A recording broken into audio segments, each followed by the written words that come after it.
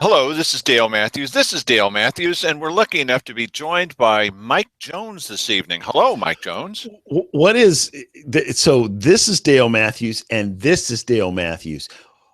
What does that mean? Well, because usually Mike mutes his microphone just as we begin, but he didn't do that this time. And so when we started on the air, depending on the vagaries of the internet, you either saw him with me starting to say, hello, this is Dale, and he is Mike.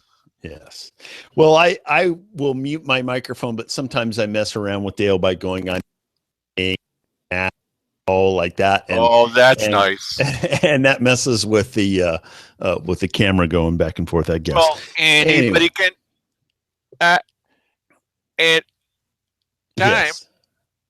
So don't fuss with me, okay, or with our audience, because they're pretty tough people. Boy, now, ladies and gentlemen, you can read between the lines. You know what he would have said had we been on the phone. Yes.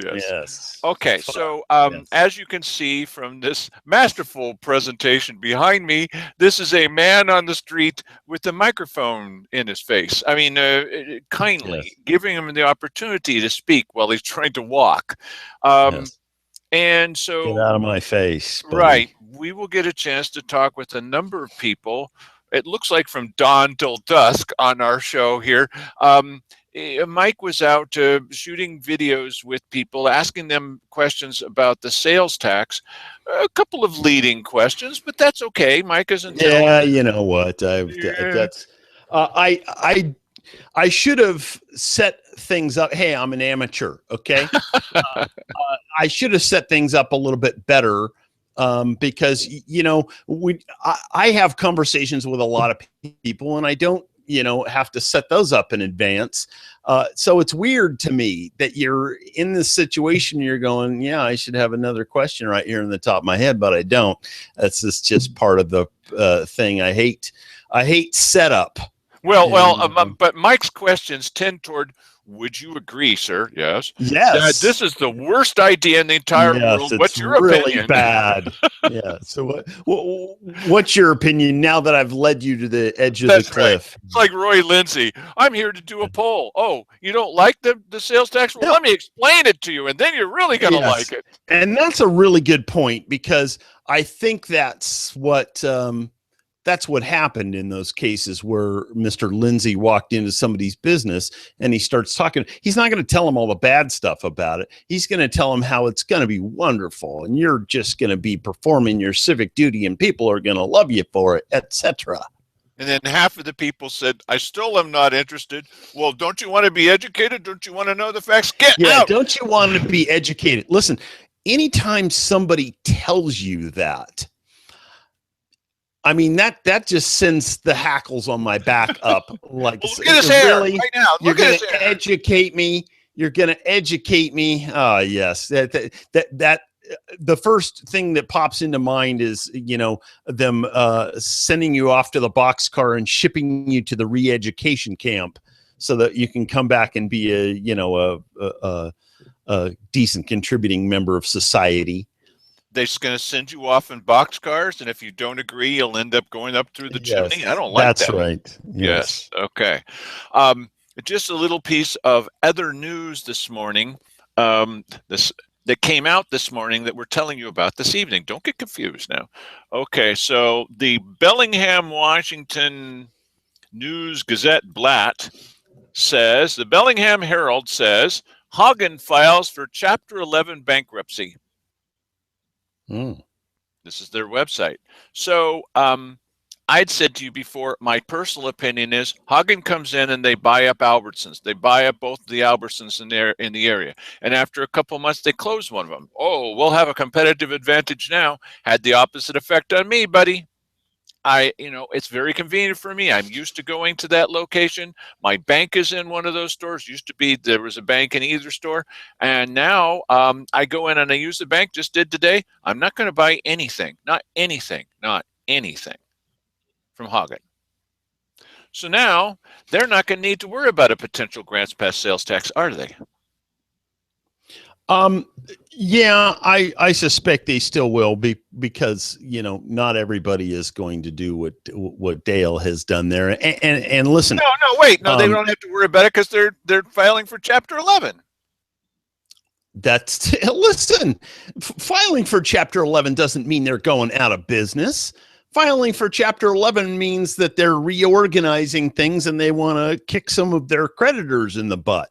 Oh, so they That's just all don't that have to pay means. their bills. Oh, okay, that's lovely. Right. Yes. That's all that means. That before. No, Well, we'll listen, see. businesses do that all the time. And this may well have been part of the strategy from the get go. I Wow. can't believe that these guys came in, did this huge buyout, and it was huge, Yeah, massive, it in was. fact. And didn't know what was coming down the pike. They knew what they were doing, and this is one of those frowned upon business tactics of you take over and then I don't even understand how it works, quite frankly, but they take over a big thing and close half of it, and they somehow net a profit that way. I don't understand how that works, but that's clearly what's happening in this situation. Nice. Well, maybe someone else Either will that come or in they're and buy. completely incompetent. You know what Yeah, my rule nobody is? else. Huh? Go ahead. My rule is a conspiracy or lunkheads. Always go with lunkheads. Well, maybe someone else will come in and buy them up, Mike. It'll be Sherms everywhere you look. Yeah. Yeah, that's unfortunate because I think even though Albertsons was a little bit higher than what you'd get at Walmart or some of the or Safeway or whatever, Hagen's is worse by a fair margin, I'd say. And if they're going to be replaced by somebody, I would hope it's going to be somebody who's, I mean, because you really can't support this. This town is not set up for hoity-toity grocery chains. I mean, the people, we don't have that kind of economy here.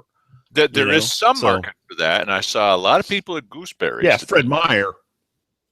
Yeah, well, there you go.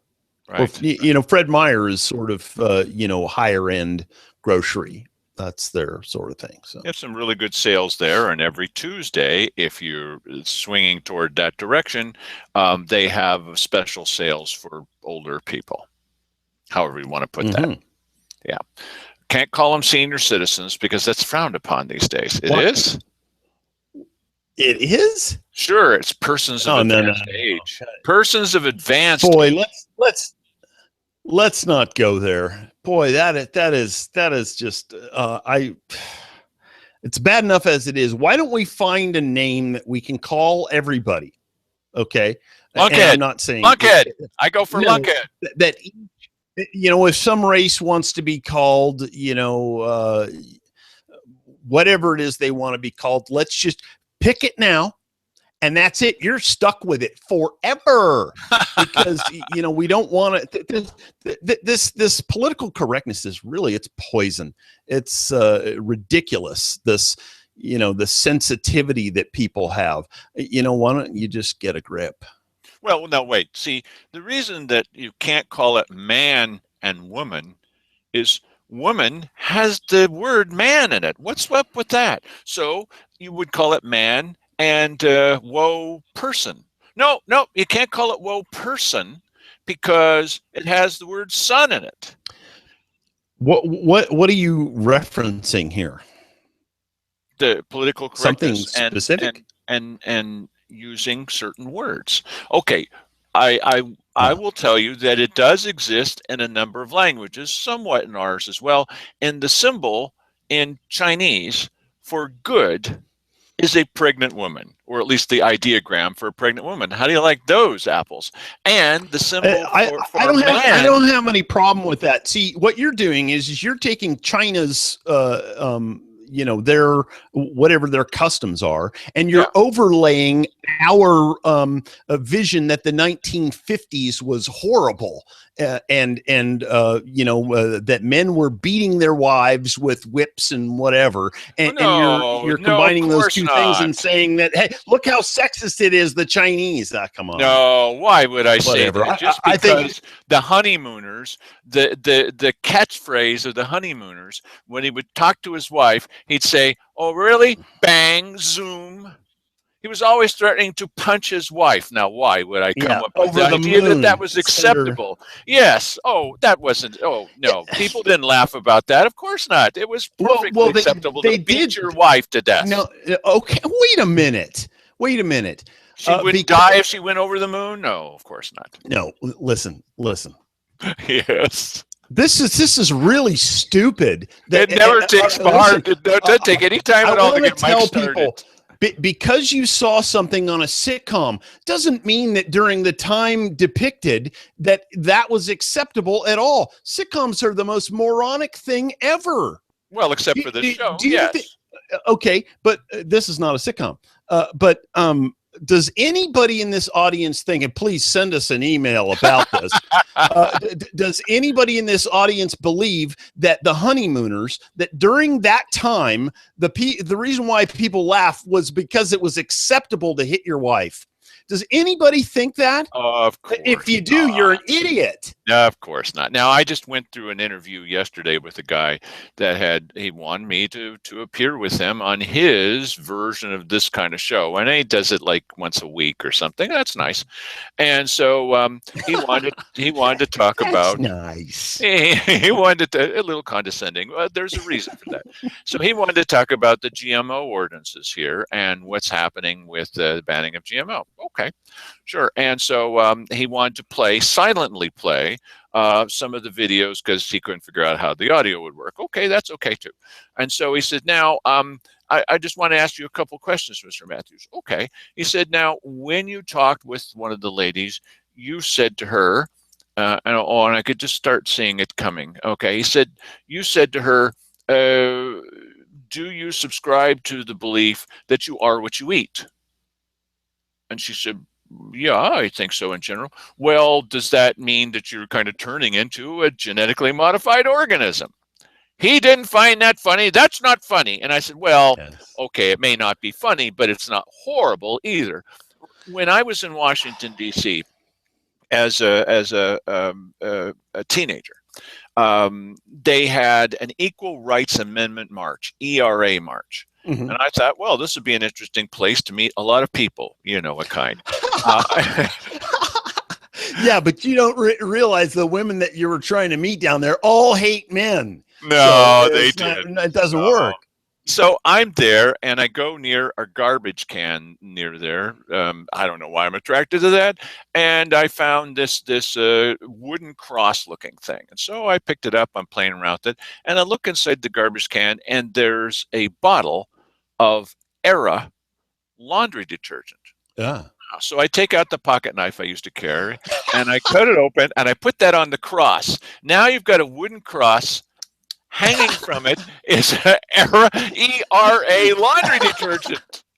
Yeah. So I'm carrying that. Yes. And I had all kinds of women. That is hilarious. You are very funny. Who are you? That's very funny. One lady comes, that's not funny. Yes. And the lady behind me says, yes, it is. No, it's not. You see, there was no room for humor in the women's movement. No room. No. And in some cases where people, they have adopted this thing like it's a religion, and that does happen in many cases with anti-GMO or global warming or whatever your thing is, or that anti-Hillary Clinton. Pick it. We could never laugh. Right, left, moderate, whatever. It's right. A lot of people are there, and it's a religion to them. So.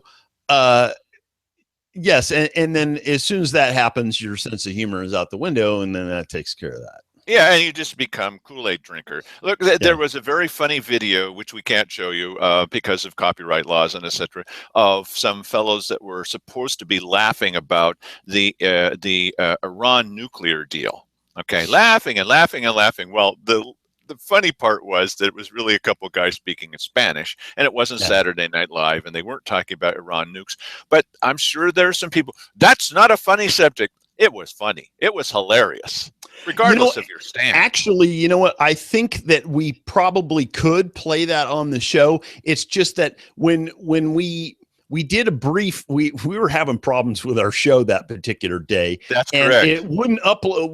It crapped out in the middle or something like that. And when we went to look at where it posted, there was a notification that says it may not be able to be seen in certain countries. And I Right. would assume that those countries are the ones in which that show That's plays, possible. which Yes. would not be an issue for us, But quite I, frankly. I think it was from Telemundo, and Telemundo does play in America. So Yeah. what we want to do is we want to be squeaky clean, or at least squeaky, because the squeaky wheel gets the grease, and then you're not Yeah, but clean. a lot of this stuff you have a right to play. It's fair use. Um, It's fair use to play back things like to show this front page from the Bellingham Herald, and it's fair use to play back a news story, and it's fair use to this and fair use that, but not everything is fair use. And then there's restrictions on the time, and it's just really, isn't it just Yeah. easier to say, okay, we'll generate some of our own, and we'll talk and laugh about other Oh, people. listen, as soon as we without start problem. making money, I think we have to worry about, fair use issues. Before then, it's probably well- not going to be a factor. You haven't been getting any of the checks? No, I have not. Oh, Yes. Okay. Yeah. So I'm going to be coming after you for my back pay here. Susan Campbell is looking into that, and Yes. she's serious. I'm going to find out who's funding you people. Thank you, Susan. Susan Campbell. Be sure to tell us. Yes. Brother, she's like in the same category as that lady Jan Ford, who says that we don't have a website. Hey, you know what? Let me bring up this thing that we don't have here. I'll put it over my shoulder. That's what we don't have. We don't have a website, Mike. I'm sorry. Yeah. Hey, you know what? Speaking of fair use, Yes. I've got a clip. Hang on a second. Uh-oh. Careful now. I have a clip from the Bob and Tom show. Yes, And, we can play back a clip. And this has to do with the situation, the Orhempco, where they apparently didn't put a fence around the crop and the deer came in and ate it. Well, it made the Bob and Tom show yesterday, and I have a clip of that if you'd like to hear it. I would like to hear that, and don't forget now, that is the Daily Courier described it almost perfectly. It is a company that involves Cliff Thomason, local real estate guy, and Cheryl Walker, and her husband, Anita Hill, whatever his name is, Martin Hill, and not Anita Hill, and Simon Hare, and a person left, which is what Anita Hill found on her Coke, if you recall. and a person left unspecified by the Courier. They left him out entirely. Why did you leave out? Oh, well, let's see. What's that guy's name? He was the one that's going to move to Idaho. Some freaking guy. I'm yeah, not sure. yeah. Why Yes. did they leave his name out? Who I writes a don't news story and then leaves out one of the partners? Well, somebody who didn't have very good information on who the partners were. Oh, I you guess. think I don't maybe know. they don't know, or they just don't want to talk about Jim? Well, we are. Hang on. We are talking about the Courier here. Well, that's true. Okay, Yeah. so yes, so So go ahead and play that. Anyway, what you're going to hear here, this is the news gal on the Bob and Tom show, and then they have brief discussion about it. I wish they would have carried the conversation on a little bit further, but this is how they received it on the Bob and Tom show. A nationally The syndicated Press show. Daily Courier in Oregon, Murphy, Oregon, reports a herd of deer apparently got the munchies at an industrial hemp farm in southern Oregon. Oh, boy. The deer got by barbed wire Industrial fencing and went through the hemp plants like high-powered mowers. Cliff Thomason is a steward of the first industrial hemp crop in Oregon, which was planted by Thomason and his partners in a company called Orhempco. Generally, I don't think they like cannabis. They liked ours, though. The company planted roughly 1,000 plants in the section the deer got into. Thompson said there are only about 40 left. Wow. That's the whole Jeez. crop. Mhm. So Tonight's Frontline on PBS is brought to you by Norhempco.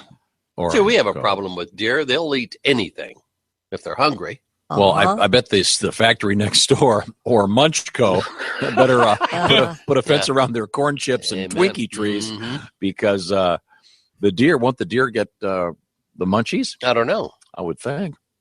They're full now. I never thought about that. Because don't we get the stories every year? Isn't it the moose that eat the berries? They get drunk. Get drunk on the berry- fermented yeah, berries. and then they end up walking into town and, hey, where's- I'm looking where for some are the whores. Mhm. Whores over here. I'm a moose. Happens Whores. every year. Someone get Whores over here. a whore for the moose. I want a Mountain Dew. Uh, And I want A moon pie and a whore. Not necessarily in that order. I like that. Or Hempco. Or Hemco. That's such a good name, though. You're right, though. You know, anytime we think that somehow the humor on this program is not up to par, all you got to do is listen to an hour of the Bob and Tom show, looking for this little segment in there, and you think, wow, people pay to listen to this podcast. They do. Yeah, to be on the podcast list. I mean, they have a nationwide program, but then they have a 2-week delay on their podcast, and you actually have to pay to go in and listen to the podcast if it's anything that's happened in the past 2 weeks. It's like paying 75 cents for a copy of the Courier. What a waste. Yeah. Anyway, as you can tell, it's high school humor, and Nice. there you have it. Okay. Now, for high school interview techniques, we'll take a look Yes, that's right. At our Thanks a lot. man on the street interviews. They're pretty interesting. Go ahead, Mike. This is me in black. Yes. Yes. The city is proposing a 2% sales tax to go on the ballot in November. What do you think about that? Do you live here in the city, and how will that affect you? I live here in the city, and it's a horrible. Okay, I'm just going to tell you right here. Look how That- jittery this guy is. Yeah, no, it's the camera. The autofocus is being thrown off by that piece of plexi behind him, and it's jittering back and forth, and that's why that's happening. So here we go. Horrible idea. If you look at us compared to even just Medford, and I've heard that the city councilors and others in favor of it say things like, well, nobody's going to drive to Medford. Well, most of us go to Medford once a week anyways. That's not out of the way. We're not making an extra trip. And so the competition is obvious. There's a disadvantage. On top of that, you've got businesses like this one right here that's empty. Even here on busy G Street, you've got businesses that are vacant. Drive down through downtown, and you've got businesses that are vacant everywhere. Is this going to encourage people to come in, or are they going to say that place is not business friendly and they're out of here? So you're saying if you're already going to Medford once a week, you're going to plan your shopping around that day and probably take your business there. Yeah. Hate to say it, but it's true. And on top of that, I don't know, I came from Southern California, ran a business in Southern California that handled sales tax. And I don't know that the city is aware of the implications that sales tax has, the back end of it. First of all, you're going to have somebody to police it. On top of that, you're going to have something to the equivalent of the State Board of Equalization that polices it and follows up on accounting. They handle the fines if somebody doesn't. On top of that, you've got the audit process. In California, you've got the State Board of Equalization that'll say, we don't agree with this first quarter filing. And you go, well, that's what I have.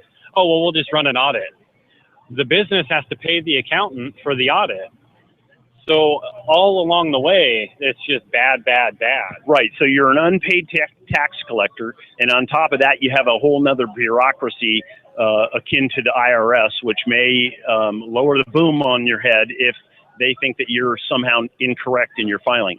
Yeah, and correct. And even if you prove them to them that your filing was accurate, you still have to pay your accountant. You've lost time from your business. It's just a lose-lose situation, even if you win. And so who's going to manage that? And they look at the revenue stream, the perceived revenue stream when it comes to the 2%. Oh, wait. When it comes to the 2%, but what about the back end of this thing? How much money is going to be spent on the back end? Nobody's talking about that.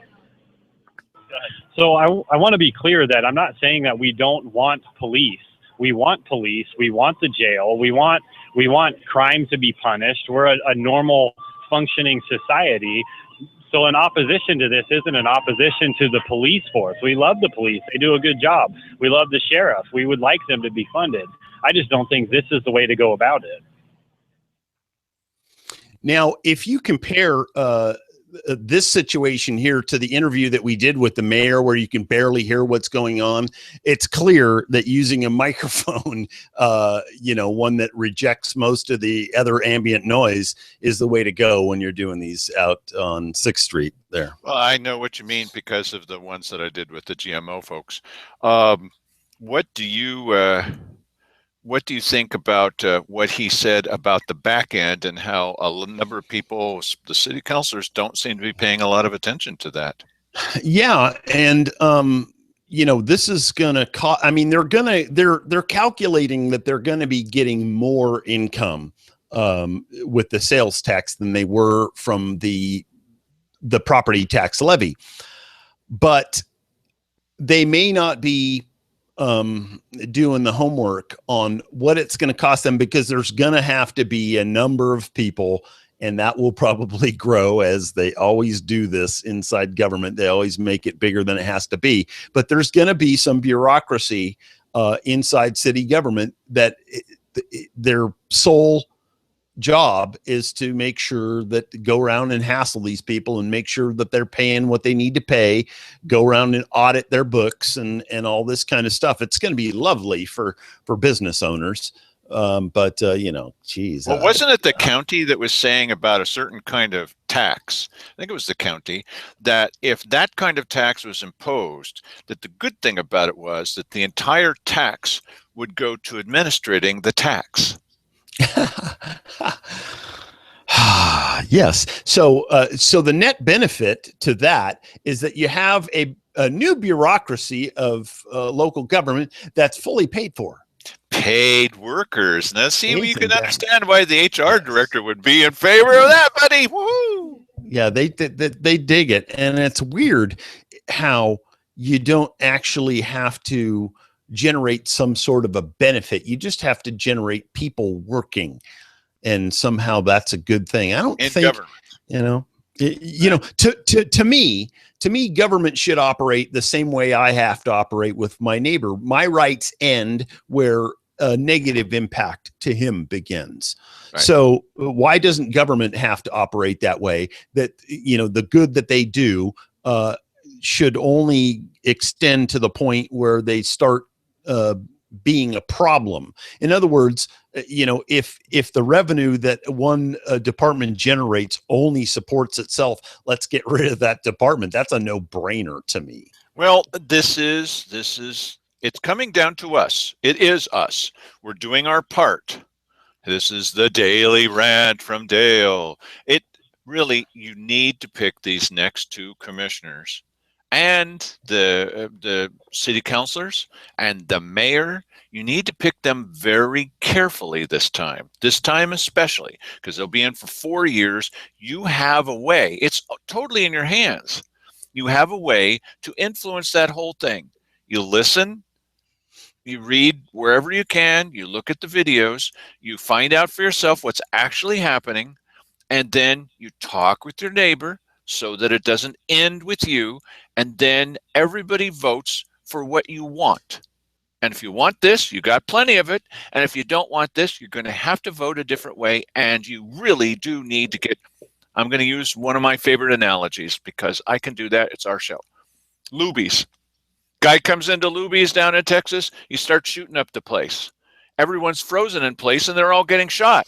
One guy takes a chair, throws it through the plate glass window, whatever kind of glass. And then he actually thinks to grab the lady next to him who he doesn't know and pull her out, and they're both safe. Mm-hmm. It's not just doing it for yourself, everybody. It's grabbing your neighbor nicely now. Be careful where you're grabbing, and getting them out to safety also. It really, there's some power in these numbers. We're doing what we can, but I convince Mike, he convinces me, that's not enough. And sitting and watching, thank you, but it's not enough. You know this already. And it's not enough just to vote. You need to talk with your neighbor. Talk with your neighbor. Play the next clip, please. It's true. And just before I do that, yes, I want to tell you one of the most compelling Second Amendment arguments is made by a survivor of that Luby's shooting that took place. Her testimony before the Senate is very, very compelling, because she talks about how she had a gun, and because of the law, she didn't have the gun with her in that particular case, and her mother and father were both killed in that. Tragic story, but very, very compelling. Anyway, the guy didn't just save himself. He was slowed down by saving somebody else. Yeah. Well, good for him. Yeah. Good for him. I think certain people buy their ticket, if you know what I mean. Yes. And it's things like that make the difference, I think. I always stop and smell the roses. I actually physically do. I always stop to pet the dog, not my dog, someone else's dog. Well, if it's safe. And then I try to do what I can to help somebody else understand what's happening without being an ideologue about it. Okay. You can do the same. You probably do some of these things already. Just talk to your neighbor. That's all. When you're at church or whatever, talk to a couple of those people outside of the service. Right? If you're going to be a log, be an ideologue. This is log rolling at its worst. Yes. Okay, go ahead. Hey, this is as good as anything you're getting on Bob and Tom. That's true. That's without true. The profanity. That's true. Yeah. Oh, if you want the profanity, you need to go to Facebook. One little thing about Facebook, which I think is pretty interesting. You've heard us talk a number of times about how it's not just an undercurrent. It's like, on top of the water, there's a lot of activity with politicians, with political leaning people one way or another, with crazy people, with smart people on Facebook. And we do what we can to bring you those discussions. We've actually replayed some of those by telling you what was said, and we try to keep you up to speed about that. Well, that's been noticed by somebody. Now, it seems as if the Daily Courier, of all places, has actually assigned someone to start watching. Where'd they get this idea? To start watching over local social media. Well, and I tell you, I think it's a smart thing, because it's growing. Like, if you want to know what's going on, if you saw somebody hauling through town at 50 miles an hour and you wonder what's going on with the pursuit of that guy, go to the Josephine County Scanner Chat page, and you will see the play-by-play laid out in front of you. Everything that happened to that guy. Did they beat him when they pulled him over? It's all there. It may actually be shot with a little cell phone. And Sandy Casanelli asked once, she says, I just happened to see the caveman the other day, and it looked like it was missing his head. Well, she might be, but what I did was I went over to social media. There's going to be somebody in town who has noticed this, okay? You don't have to wait for 3 weeks later the Courier, and you don't have to forget about listening to KJO and finding it out, and you don't need to wait for the TV stations. You don't have to drive over there. You go onto social media. There's going to be somebody that knows that that's happened.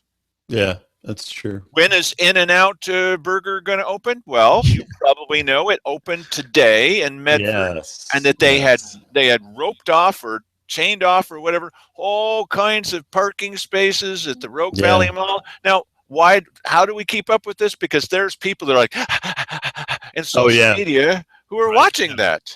They are. And I would not advise going anywhere near that place for at least a week. Well, also, all of their people working there, it's going to take them a little while. No, what's a burger again? Okay, I start off with a piece of bread and... listen, you have to know that in addition to the people that are going to be working there, that they've got some pros imported for the opening here, because the very worst thing that you could possibly do to new people is slam them for 10 hours. Oh, they're gonna be. Yeah. Oh boy, it's going to be Yeah. nutty. Yeah, I would imagine they probably imported some pros and they're going to run that place. But I'll tell you what, at the outside, after they're done with this initial slamming, they're going to know. 2016, yeah. Mm-hmm. Yeah, they're going to know. I'm talking about the thing there. They'll know who their good employees and bad employees are. Oh yeah, and they'll tighten things up a little. We may not be able to afford law enforcement or decided no, but we sure do get excited about burgers. Yes. I love In-N-Out. So, I'm biased in that department. I can't wait to go there, but I'm not going there anytime soon because I hate lines. Man admits bias. Yes, that's right. Listen, I'm not a news guy. I'm an opinion guy, and so therefore you're going to catch my bias, and I am to the right of center most decidedly. And if there's something that I've already made up my mind on, it may be apparent on this show. Okay, on that note, let's play the next interview. You'll see. Yes. So the city has proposed a 2% sales tax to go on the ballot this November. What do you think about that? I think the city has shown itself to be unable to manage the money that it already has, and that sales tax generally is really silly because a fundamental feature of being an Oregonian is not having to deal with sales tax. So what do you think that the impact of a 2% sales tax would be to the business owners in Grants Pass? I would imagine it would greatly reduce the amount of business coming up from California, and it probably would reduce tourism. Okay, so they claim that they will rescind I think it's $1.78 or $1.79 per thousand property tax levy for safety in Grants Pass. Would that be enough to convince you to vote for the sales tax? So they're going to rescind a levy for public safety that has not actually been passed? Oh, no, it has for the city. The city has its own levy. The county has a levy. The city has a levy. We recently defeated the countywide levy, but there is a city levy that it passes every time that it comes up, and I believe it's $1.79 or something like that right now. Would taking that off of your property tax bill be enough for you to vote for the sales tax? Well, I'm a county resident, but I would be very surprised if the city actually had legal right to rescind the formerly passed levy and apply the sales tax without voter approval. That would be very surprising. Oh, no, this is what they're proposing, but they're proposing it to put it on the ballot in November. So I believe that probably part of verbiage of the measure would be the rescinding of the former public safety levy. Well, we would still come to town. We would still spend about the same amount of money in Grants Pass as we do now. But I don't think it would do a lot for the businesses. All right. Thank you very much. Yeah, you know what? I too will not be going to Medford to go food shopping or whatever. And we go to Medford from time to time, but it's by no means regular. And I'm not. And listen, food shopping for the most part is going to be tax free anyway. So. But by the way, it is $1.79. And okay. we've heard recently in court the city attorney Mark Bartholomew say that they could take these other things off of there today, right away. And after you vote on this, no matter how you vote, the city council, according to their county, the city attorney, can put them right on there, even if you say no. Or after you say no, get rid of those, they can put them back on anytime they want to. It's bragging in court about it. Oh, yeah, sure, we can do that. And so I guess that speaks to their legal authority to do that sort of thing. I guess so. Well, he's the city attorney. Yeah. By the way, one other thing, and what's not in this, not just this interview, but what a lot of people are not talking about. Well, will you or will you not travel to Gold Hill, or will you be going to Merlin, or are you going to travel to Medford? Well, maybe I'll stay here. That's not the whole point. What about the other half of that? There's plenty of people who, not for their groceries, but for their other items that may come into Grants Pass. Mhm. Well, they're not going to travel to Grants Pass to buy something if it's going to be more expensive and they have to pay sales tax. Why would they do that? Right. And I'd say what an opportunity for places like Cave Junction to, have some place that's a harbor for people that don't want to pay sales tax. And then also, places like Merlin, or what many people have said is more likely would be Rogue River. Yes, and think about this. Someone's traveling through town because we're supposed to be a tourist destination, right, John Bowen? We're supposed to be a tourist destination. So you have a sign coming into Grants Pass, big billboard that someone buys. It says, "Last chance before you hit Grants Pass." Right? Yes. Or coming up from California. There's a big sign, and there could be a big sign at Cave Junction. Last chance before you hit Grants Pass to avoid sales tax. You're one and only, like one of those last chance gas places. And they why would you, if you have one of those businesses, why would you not do that? Absolutely. Put it all along the side of the wall. Every Chamber of Commerce member and Cave Junction, you just came out of California, you think you're going to avoid sales tax? No, you're not, unless you shop here. Oh, That's right. Brother. Yeah, that's right. And then you have all kinds of useless trinkets. What they're going to claim? Oh, the reason we have so many new jobs is because of a plaque on a rock. Mm-hmm.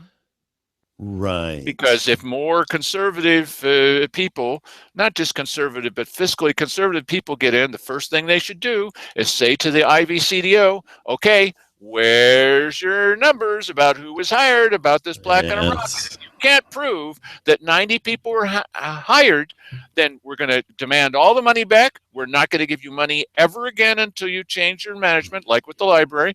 And we're going to do an investigation in how you did spend the money. Well, you know what? See, that's the beauty of that whole scam, is that no one ever expects them to show results. Ever. They don't. And they don't ever expect them to have to account for their results either. So you get the right couple of people in there, and they're going to have to answer a couple of tart questions. At the very least, they're going to have to give the money back that the county gave them. They're still sitting on this money to hand out to people because they're not ready to hand it out to people. Why'd we give them the money when they weren't ready to hand it out to anybody? Yes. Give it back. You also lied to us. You're on the blacklist. The IVCDO is going to have to start their own political action committee just to be sure that no one gets elected that's going to hold them accountable. That's what the former chair of the Board of County Commissioners, Dwight Ellis, that's what he did. He got together with people to throw out Sandy Casanelli because she was trying to hold people accountable. Whether you like Sandy or not is not the point. She was trying to hold people accountable. We can't have that. Yeah. Well, okay, let's hear what the next person has to say. The city has a proposed 2% sales tax that's going to apply to everything but unprepared foods, and that'll be Grants Pass only. That's going to be on the ballot in November. You're a business owner, is that correct? Yeah, Century 21, J.C. Joel's American Dream. Okay, so how do you think that's going to affect your business? I'm not sure. I haven't done enough study yet to make an opinion. What I do know is that this county has to find a way to fund our sheriff's department because law and order is diminishing in the county area and it's affecting the city in a serious way. Okay. So now what do you think about our retail businesses? Is this going to affect them negatively? I believe that some of the businesses will at least say that they're going to be affected. What I think of as a 2% sales tax will not drive somebody out of town. Okay. Unless maybe they're on the edge of bankruptcy as it is, then. Not if if they happen to be going over to Medford for something else, and 2% out of $100 is $2. It's going to cost them more than $2 worth of gas to get over there. Well, that's true for individuals, but let's say if you own a retail business and you're you're essentially raising all of your prices by 2%. You asked my opinion, I gave it to you. Okay. He grabbed her microphone. Yes, yeah, he's obviously for the sales tax, but Yes. I'm not even sure, because he didn't really seem to understand. This doesn't help. This doesn't do anything to this changes nothing in the way that they are funding things in Grants Pass, because all it does is it replaces the levy. So they're going to be funding probably to the same amount their police department, and they're going to be funding their jail beds in the same amount that they were before, and then they're going to add the juvenile justice funding. That's the only thing that's added in with the sales tax, and it doesn't change anything. It doesn't fund the sheriff beyond that at all. None of this money goes to the sheriff. So this guy was a little confused in that department, and I think that he is also one of these people who believes that because of the situation somehow that people are coming in from the county to commit crime in Grants Pass, and I think we've covered that topic. Yeah, this is the worst it's ever been, and blah blah. Yeah. Well, I think the best answer to that is the people out in the county. They did that cost benefit analysis for themselves. They realized that they're not getting all of the patrols they'd like to have. They really haven't seen very many in years anyway. And they decided, no, we're not going to part with that money. Thank you very much. And that's it. Well, and another thing is this guy, he's a real estate broker. Yes. His business not going to be affected at all. There's not going to be. And he's got more of a beef with the county voters not supporting the levies, and probably doesn't understand why in the world they'd make such a lunkhead decision. Yeah. Okay. And you know what? I kind of felt like I should have thrown him a bone there a little bit, because it is true that on $1,000 purchase, $20. It's $20, and that's not going to pay for your trip to Medford and back. It just isn't, unless you're driving. But one of the people that pointed this out great was the guy from J. Austin and Company. He said he just had a guy come in that day that you talked to him, and the guy came in, and this is without the sales tax, and he noticed that the price on the $1,000 item was like $20 above where he said he could get it elsewhere, and that he was going to go shop around, and he never came back. Well, see, that's exactly what it would end up if there was a tax added onto this. Right. It would be $20 more. Now, there really are people. Yes, there really are people. Oh yeah. Who will shop around for $1,000 jewelry. No, this is probably a coin, would be my guess. Yeah. $1,000 coin. Okay, that's not your everyday person, but they'll go get it somewhere else for $20 less. Really? Yes. Right. But he also mentioned that person has this perception that it may be $20 cheaper over there. So they go over there and they find out that it's actually the same price, or maybe even a little bit more. And that's where they make their decision about gas money. And as long as they're there, why would they turn around and come back? Might as well just buy it right now. Right. Exactly. It's not going to happen. And there's another thing that's going to come into effect. People are going to come up from California who are not watching this show. What's the matter with them? And they have no idea what's going on here. And they know, they've known for generations that there's no sales tax in Oregon. And they're going to come into Grants Pass, and they're going to stop here to buy that famous piece of pie or whatever. And then there's going to be a sales tax. They go, there's no sales tax. Yes, there is, but just here.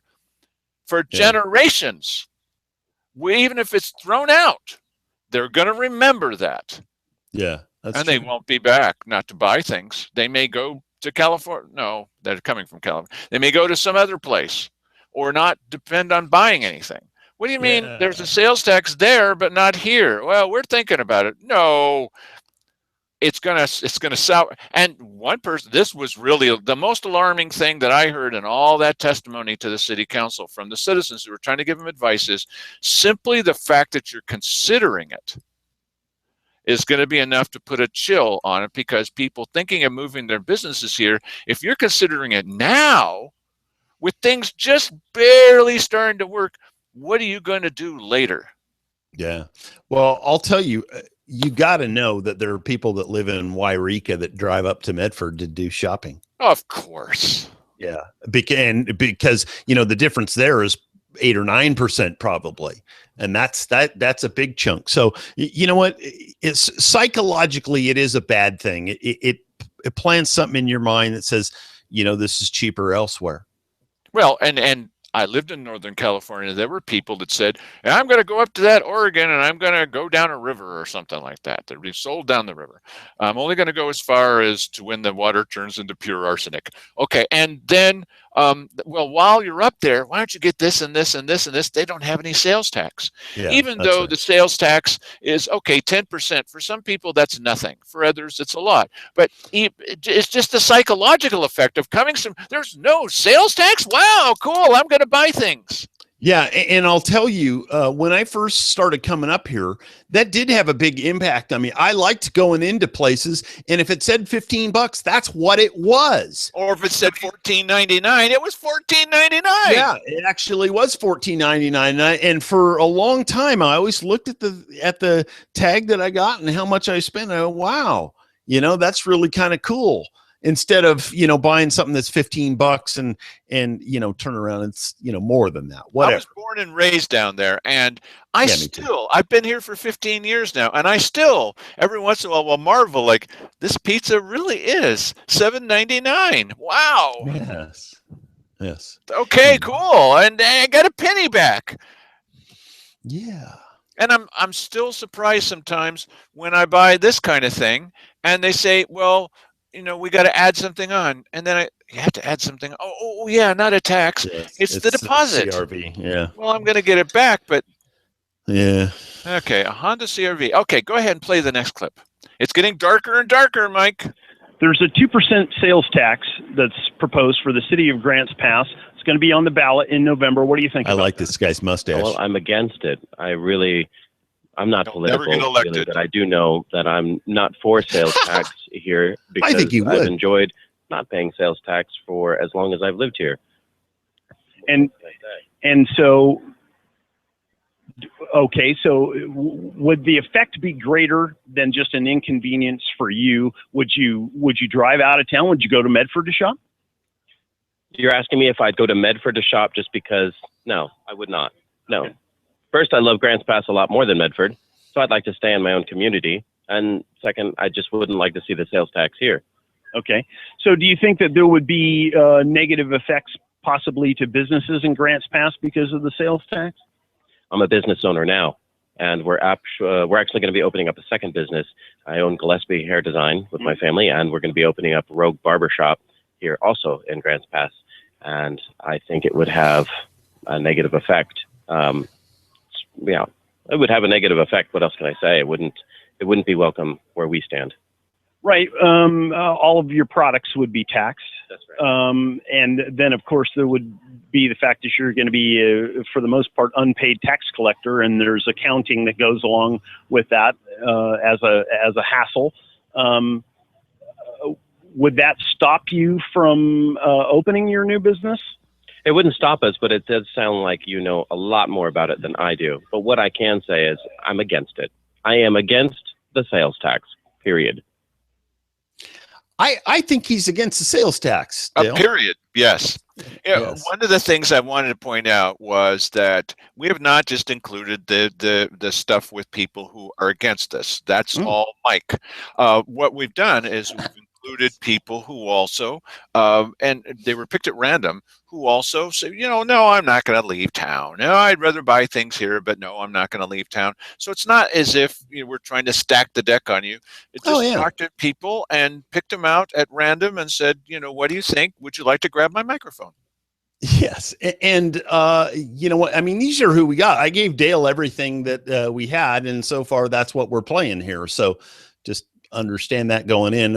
I'm not looking to, even though I am a biased person, I don't care. I'd love to talk to the other side and have them explain to me how this is going to be great.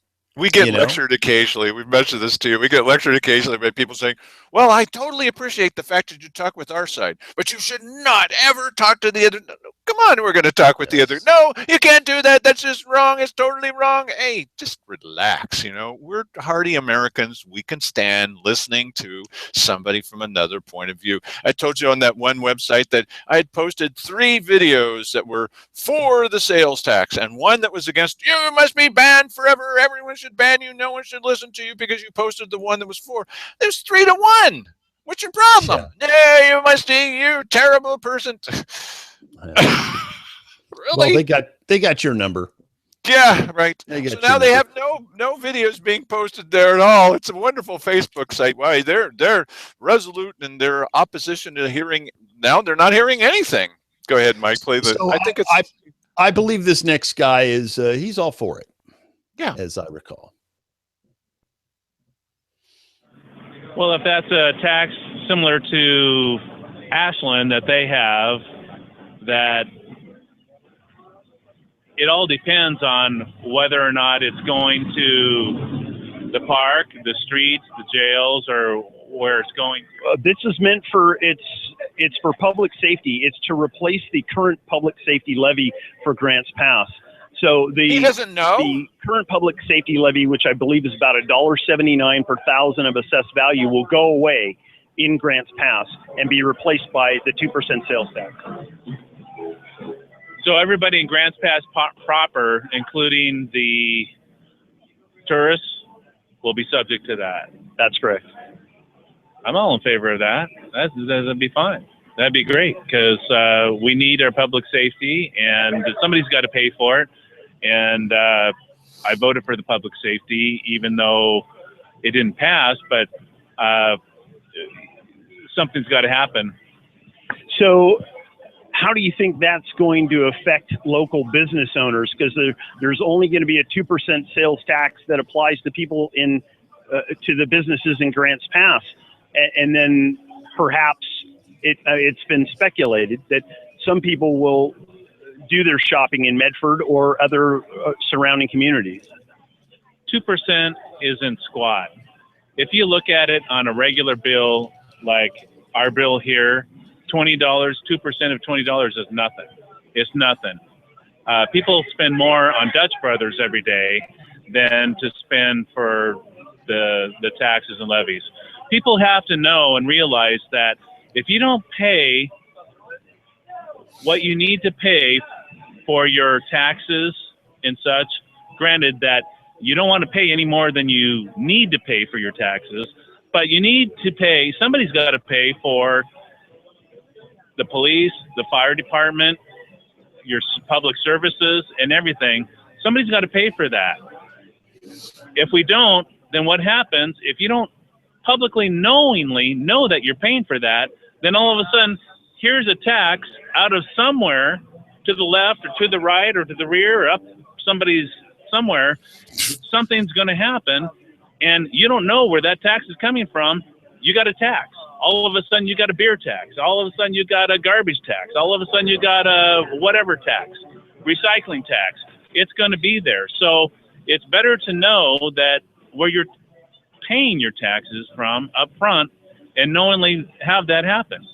And this 2% sales tax is only going to apply to the first $1,000. So on any given purchase, the most that would the largest impact you would have would be $20.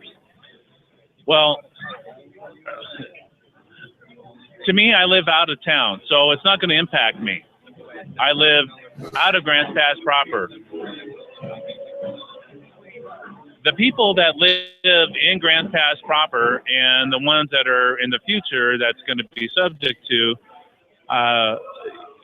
they're probably going to grouse because they have no kids, they have no anything to deal with. They're going to grouse about that because it's another tax.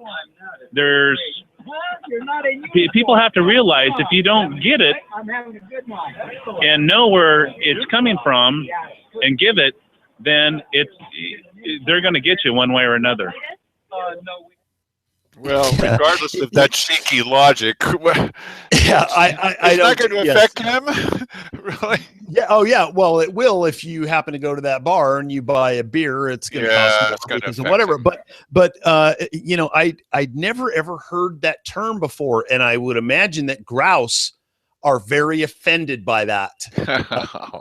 Let's be politically correct. Yes, that their name is being used in some sort of you know, he doesn't know. All right, I criticize a little. He doesn't know what it's going to be spent on. He just thinks it's a good idea. Okay, all right. This reminds me. I went last night to the Gold Hill City Council meeting, and they got into an extended discussion of the fact that they're going to put a city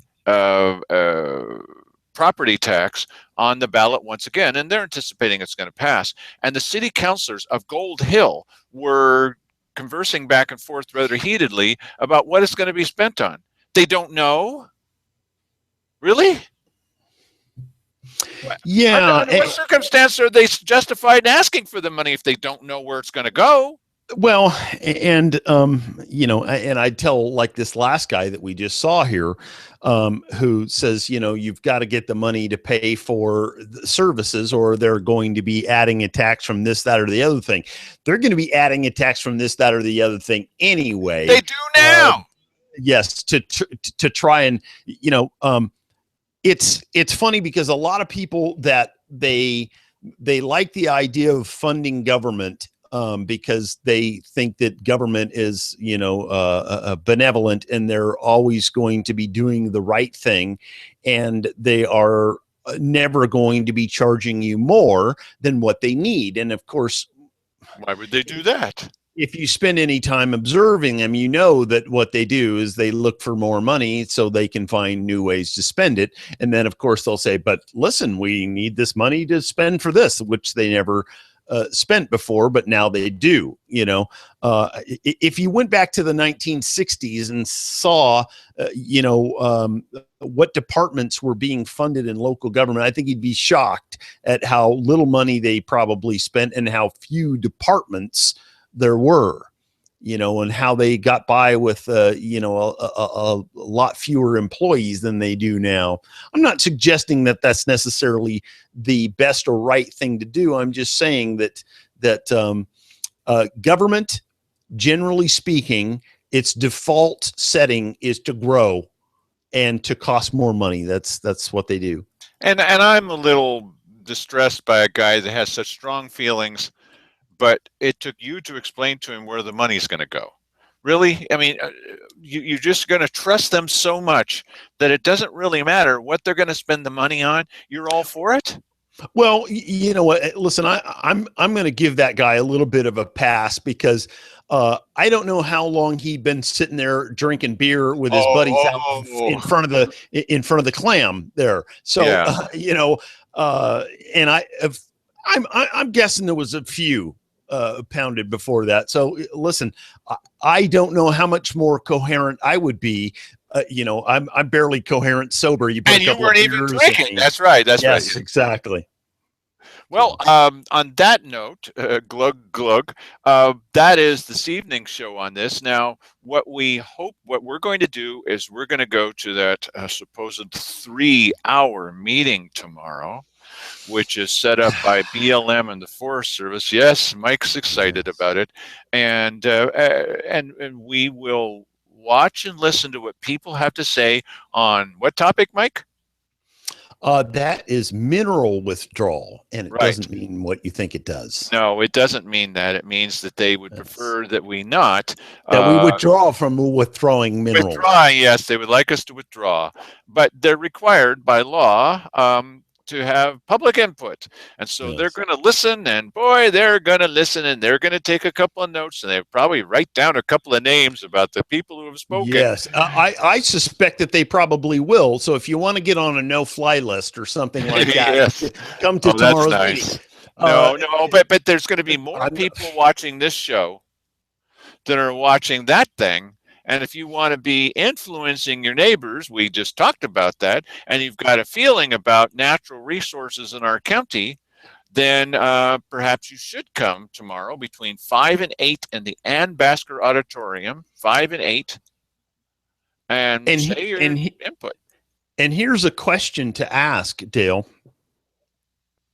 At the earliest opportunity that you have to ask somebody in local government, whether or not whoever this is, the Forest Service or the BLM, are they going to be taking advantage of the live streaming capabilities there in the Ann Basker? In other words, are they going to broadcast that meeting live? I tend to doubt it, but it sure would be nice. We may have the only coverage of that. Now, certainly Jim Moore is going to be there, and then you can wait for a while and read the filtered results. It's sanitized for your protection. Yes.